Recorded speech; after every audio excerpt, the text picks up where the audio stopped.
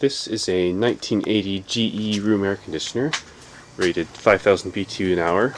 Let's see, this one's got spine fin tubing, which I don't really like that because it's hard to clean that.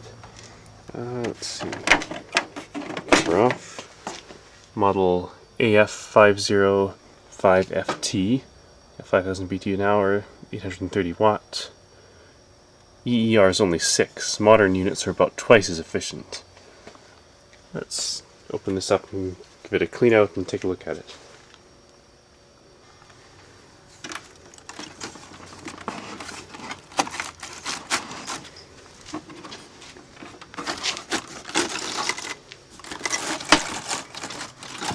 There we go.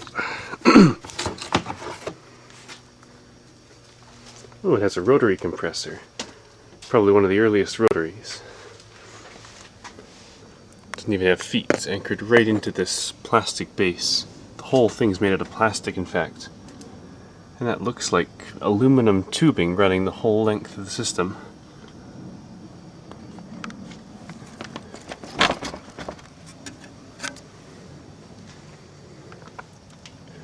Yeah, you can see whenever something falls on it, it wrecks the spine fin tubes. The whole thing's sort of flimsy too. Let's give this thing a run. And this is probably why they threw this air conditioner out. Well, it seems to work still.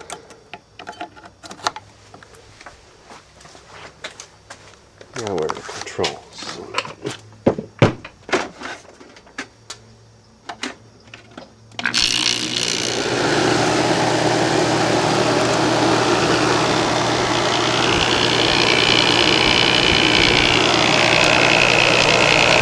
Sounds a little bit shaky.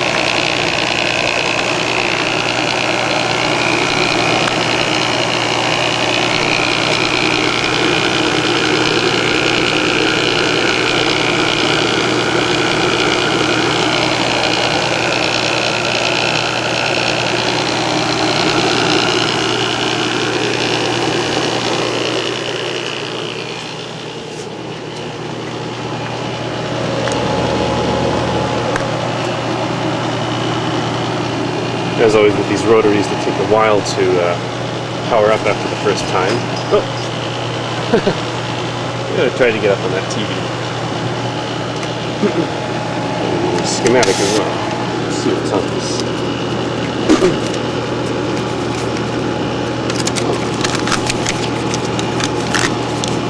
Current temperature check data.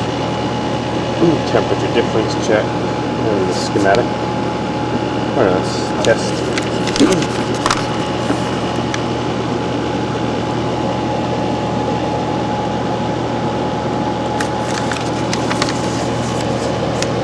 There's the schematic for it. Compressor info, selector switch, thermostat operation. It's starting to cool now.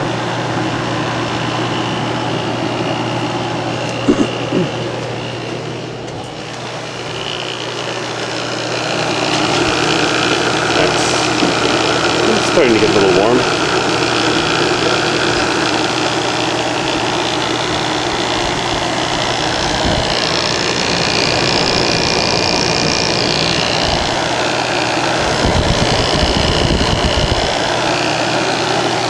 Hey, kitty.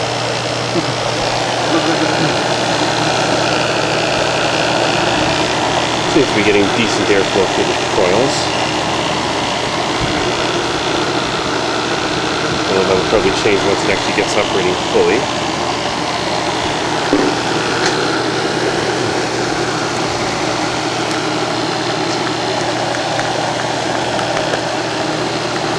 Anyway, let's open up the other side and see how that's like.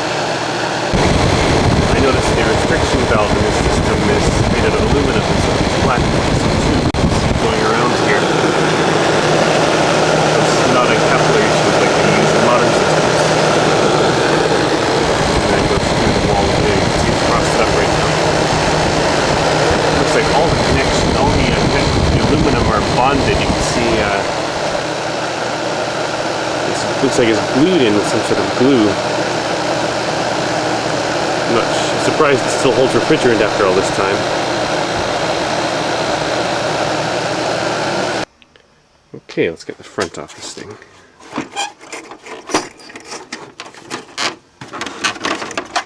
So it's stuck here.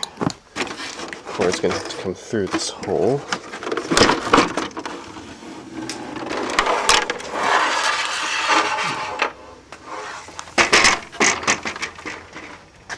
Simple 3-blade fan.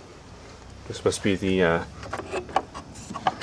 that's the air intake.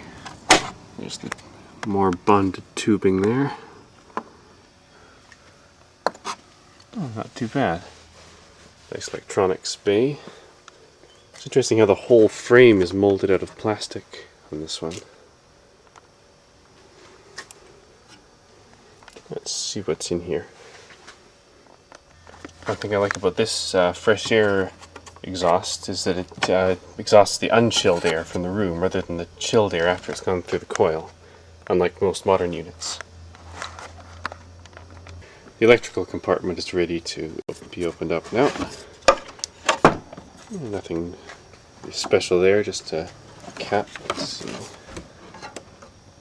12.5 microfarad, 230 volts. Switch, temperature switch. It looks like there's a tube here that's blowing on the temperature switch.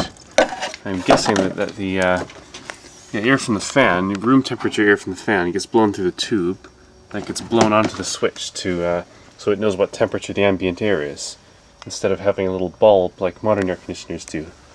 That's a little bit interesting. Here's the terminal cover for the compressor. Let's take that off and see what it's like.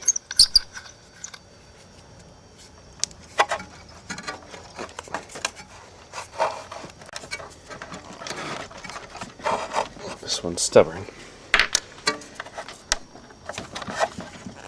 There we go.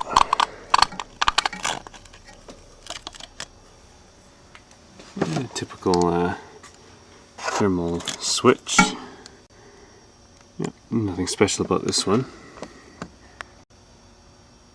I've just given the air conditioner a wash. I think that looks a lot cleaner than it did before. I guess it's time to put this thing back together. Thanks for watching.